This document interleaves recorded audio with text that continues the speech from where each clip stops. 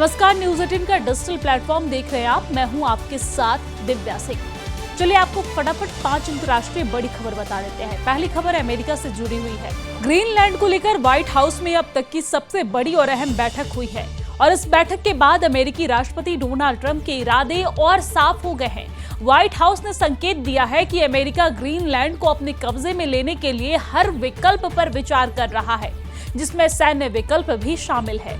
और इस बयान ने न सिर्फ डेनमार्क बल्कि पूरे नाटो में हलचल मचा दी है। और ये बयान ऐसे समय में आया है जब दुनिया पहले ही अमेरिका द्वारा वेनेजुएला में की गई सैन्य कार्रवाई और राष्ट्रपति निकोलस मादुरो की गिरफ्तारी को लेकर तनाव में है। व्हाइट हाउस की प्रेस सचिव कोरलीन लेविट ने मंगलवार को यह कहा कि राष्ट्रपति ट्रंप ग्रीनलैंड को अमेरिका की राष्ट्रीय सुरक्षा के लिए बेहद अहम मानते हैं। उनका तर्क है कि आर्कटिक क्षेत्र में चीन और रूस जैसी ताकतों को रोकने के लिए ग्रीनलैंड पर नियंत्रण जरूरी है। लेविट के मुताबिक राष्ट्रपति और उनकी टीम ग्रीनलैंड को हासिल करने के लिए कई विकल्पों पर चर्चा कर रही है और अगर जरूरत पड़ी तो अमेरिकी सेना का भी इस्तेमाल राष्ट्रपति के अधिकार में है। हालांकि अमेरिकी विदेश मंत्री मार्को रूबियो ने थोड़ी नरमी दिखाते हुए कहा कि फिलहाल सैन्य कार्रवाई की कोई तत्कालिक योजना नहीं है। उन्होंने संकेत दिया है कि अमेरिका की पहली पसंद अब भी ग्रीनलैंड को डेनमार्क से खरीदने की है, लेकिन व्हाइट हाउस और विदेश मंत्रालय के अलग अलग सुरों ने साफ कर दिया है कि ट्रंप प्रशासन किसी भी विकल्प को पूरी तरह से खारिज नहीं कर रहा। डेनमार्क और ग्रीनलैंड दोनों ने अमेरिका के दावों को सिरे से खारिज किया है।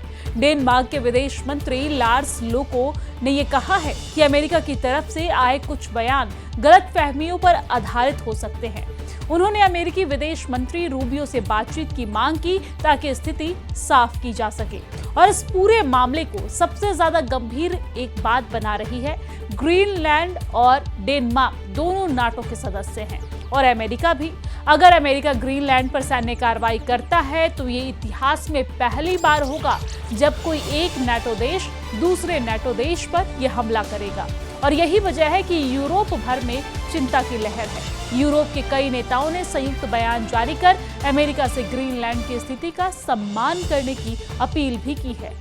तो अब तक नाटो रूस के राष्ट्रपति व्लादिमीर पुतिन से निपटने की तैयारी कर रहा है, लेकिन ट्रंप के इस रुख के बाद हालात ऐसे बन गए हैं कि नाटो का सबसे बड़ा खतरा बाहर से नहीं बल्कि भीतर से पैदा हो रहा है। राजनीतिक विश्लेषज्ञ का मानना है कि अगर ट्रंप ने ग्रीनलैंड पर कब्जा या फिर जबरदस्ती कब्जा करने की कोशिश की तो इससे नाटो की एकता को गहरा संकट लगेगा और गठबंधन टूटने तक की नौबत आ सकती है। रूस और यूक्रेन के बीच पिछले लगभग 4 सालों से चल रहा संघर्ष हर दिन ज्यादा जानलेवा होता जा रहा है और इसी बीच संघर्ष को रोकने के मकसद से पेरिस में हुई बैठक के बाद फ्रांस के राष्ट्रपति इमैनुएल मैक्रों का एक बड़ा बयान सामने आया है। उन्होंने कहा है कि यूक्रेन के सहयोगियों के साथ पेरिस में हुई सुरक्षा बैठक रूस की यूक्रेन के खिलाफ आक्रामकता को रोकने और शांति स्थापित करने की दिशा में एक महत्वपूर्ण कदम है। और इस बैठक से पहले मैक्रों ने जेलेंस्की से मुलाकात भी की थी।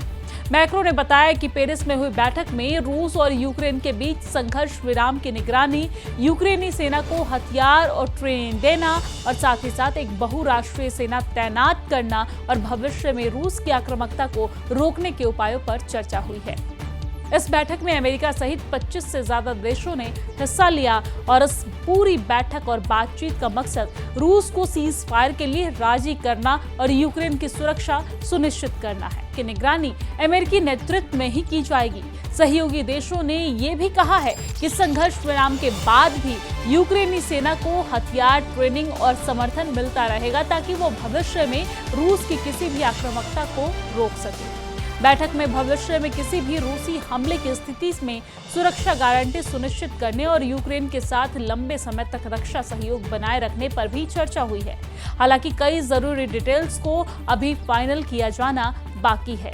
मैक्रो ने कहा है कि इस बैठक में अब तक के सबसे ज्यादा यानी कि 25 राष्ट्र अध्यक्षों और सरकारी प्रतिनिधियों ने हिस्सा लिया। अमेरिकी प्रतिनिधियों में स्टीव विटकॉफ और डोनाल्ड ट्रंप के दामाद जेरेड कुशनर शामिल हुए थे।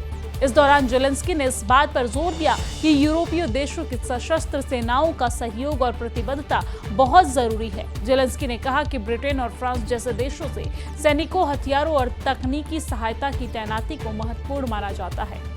कई देश अपनी संसदों में मंजूरी मिलने के बाद ही सैनिकों को तैनात कर सकते हैं, इसलिए कुछ देशों की प्रतिबद्धता अभी तक साफ नहीं है। तो ये ध्यान देने योग्य है कि इस बैठक के दौरान 5 मुख्य मुद्दों पर विशेष ध्यान दिया गया है। इसमें संघर्ष विराम की निगरानी सुनिश्चित करना, साथ ही यूक्रेनी सेना को लंबे समय तक समर्थन देना और जमीन देना, साथ ही साथ समुद्र और हवा में एक बहुराष्ट्रीय सेना तैनात करना शामिल था। हालांकि अभी तक रूस के रुख का कुछ पता नहीं चल पाया है। पेरिस में हुई बैठक पर रूस की ओर से अभी तक कोई प्रतिक्रिया सामने नहीं आई है। फ्रांस का मानना है कि रूस का रुख साफ होने के बाद ही आगे कुछ किया जाएगा या फिर कुछ कहा जा सकता है। और अब तीसरी खबर आपको बताएंगे, जहां पर अमेरिका से तनाव के बीच ईरान ने अपनी सेना में 3 बड़े बदलाव किए हैं। सेना ने ये बदलाव बाहरी हमले को रोकने और जनता से कनेक्शन बनाए रखने के लिए किए हैं। जून 2025 के बाद ये तीसरा बड़ा मौका है जब सेना के एक साथ इतने बड़े बदलाव किए गए हैं। जून 2025 में जंग के दौरान ईरान आर्मी के टॉप अफसर मारे गए थे और उस वक्त सेना के प्रमुख पदों पर बड़ी नियुक्ति की गई थी। अगस्त-सितंबर 2025 में ईरान आर्मी में बड़े बदलाव हुए थे और उस वक्त किले को दुरुस्त करने के लिए सेना में कई उप कमांडर बनाए गए थे। अगस्त 2025 में ही अली लारीजानी को ईरान सुरक्षा परिषद का सचिव नियुक्त किया गया था। रिपोर्ट के मुताबिक ईरान की सेना अहमद वाहिदी को उप कमांडर नियुक्त किया गया है और वाहिदी को अमेरिका का कट्टर दुश्मन माना जाता है।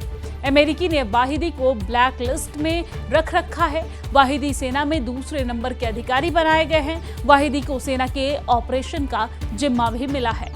तो ईरान की आर्मी ने इसके अलावा ब्रिगेडियर जनरल मोहम्मद अकरमीनिया को भी सेना का प्रवक्ता बनाया है। आपको जानकारी दे दें कि अकरमीनिया सेना का पक्ष जनता में रखेंगे। जनता से कनेक्शन को ठीक करने के लिए अकरमीनिया को प्रवक्ता नियुक्त किया गया है। ईरान की सेना ने अली फदावी को सलाहकार समूह का मुखिया नियुक्त किया है। आपको जानकारी दे दें कि फदावी ईरान आर्मी में उप कमांडर रह चुके हैं। ईरान में विरोध प्रदर्शन के बीच अमेरिका ने घुसने की धमकी दी है और अमेरिकी राष्ट्रपति ट्रंप ने पत्रकारों से बात करते हुए कहा है कि अगर ईरान में अत्याचार जारी रहता है तो हम दखल दे सकते हैं। मानवाधिकार आयोग के मुताबिक ईरान में प्रदर्शन कर रहे 33 लोगों की हत्या हो गई है। सभी हत्या के लिए सेना को जिम्मेदार ठहराया गया है। वही ईरान सरकार का कहना है कि अमेरिका हमारे आंतरिक मामले में दखल देने की कोशिश कर रहा है। ईरान ने अमेरिका के सामने किसी भी सूरत में नहीं झुकने का ऐलान कर दिया है। और चौथी बड़ी खबर है, जहां पर अमेरिका ने वेनेजुएला पर अटैक किया। शनिवार को अमेरिका ने राजधानी काराकास में कहर बरपाया। साथ ही देश के अपदस्थ राष्ट्रपति निकोलस मादुरो और उनकी पत्नी को गिरफ्तार कर लिया। अमेरिका के इस ऑपरेशन पर जहां पूरी दुनिया की नजर थी, जहां पूरी दुनिया ने इस पर रिएक्शन दिया, तो वहीं दूसरी तरफ सऊदी ने भी खेल कर दिया है। सऊदी ने यमन में यूएई को पटखनी दे दी है। दरअसल यमन में पिछले दिनों सऊदी और यूएई के बीच टकराव बढ़ गया था और यमन में 2015 से गृह युद्ध चल रहा है। हुती विद्रोहियों के खिलाफ सऊदी और यूएई ने मिलकर यमन सरकार का समर्थन किया, लेकिन बाद में दोनों के बीच मतभेद हो गए। यूएई समर्थित एसटीसी ने हाल के हफ्तों में हद्रामौत और अल महरा जैसे तेल गैस वाले इलाकों पर कब्जा कर लिया था, लेकिन अब सऊदी ने यूएई को बड़ी पटखनी दे दी है। आपको जानकारी दे दें कि सऊदी समर्थित बल ने रविवार को एसटीसी से हद्रामौत को फिर से हासिल कर लिया है और इसी के बाद रविवार को सऊदी समर्थित बल यमन के मुकल्ला शहर में फैल गए और हद्रामौत प्रांत की राजधानी मुकल्ला को यमन की अंतर्राष्ट्रीय स्तर पर मान्यता प्राप्त सरकार ने सऊदी हवाई हमलों के कई दिनों बाद फिर से हासिल किया है। और पांचवी बड़ी खबर ईरान से है, जहां पर ईरान में 10 दिन से जारी विरोध प्रदर्शन ने अयातुल्लाह अली खामेनेई सरकार की टेंशन बढ़ा दी है। विरोध के दबाव में आने के बाद खामेनेई ने पूरी ताकत झोंक दी है। प्रदर्शनकारियों को कॉन्फिडेंस में लेने के लिए हाल ही में खामेनेई की सरकार ने 3 गुना सब्सिडी बढ़ाने का फैसला किया था। लेकिन इस पर भी बात नहीं बन पाई। अब खामेनेई सरकार ने प्रदर्शनकारियों को रोकने के लिए हर नागरिक को 600 रुपए प्रति माह देने का फैसला किया है। कहा जा रहा है कि अगर प्रदर्शनकारी इस फैसले को भी नहीं मानते हैं तो ईरान में इस्लामिक गणराज्य की मुसीबत बढ़ जाएगी, क्योंकि अमेरिका ने सीधे तौर पर एंट्री की बात कही है। अमेरिकी राष्ट्रपति ट्रंप के मुताबिक अगर ईरान में प्रदर्शन जारी रहता है तो सरकार प्रदर्शनकारियों पर अत्याचार करती है, तो हम उसे बचाने के लिए सैनिक भेज सकते हैं, ऐसा अमेरिका ने कहा। ईरान ने अपने हर नागरिक को अगले 4 महीने तक सब्सिडी देने का ऐलान किया है और ईरान की कुल आबादी 9 करोड़ है। खामेनेई की सरकार का कहना है कि अगले 4 महीने में हालात बदल जाएंगे, इसलिए ये सब्सिडी देने का फैसला लिया गया है। ईरान में ये पहली बार है जब आम लोगों को राहत देने के लिए हर महीने 600 रुपए देने का फैसला किया गया है। दरअसल प्रतिबंध की वजह से ईरान पर आर्थिक दबाव काफी ज्यादा बढ़ गया है। महंगाई बेलगाम हो गई है, पैसे की वैल्यू खत्म हो गई है और बाजार में सन्नाटा पसरा हुआ है। यही वजह है कि लोग सरकार के विरोध में सड़कों पर उतर आए हैं।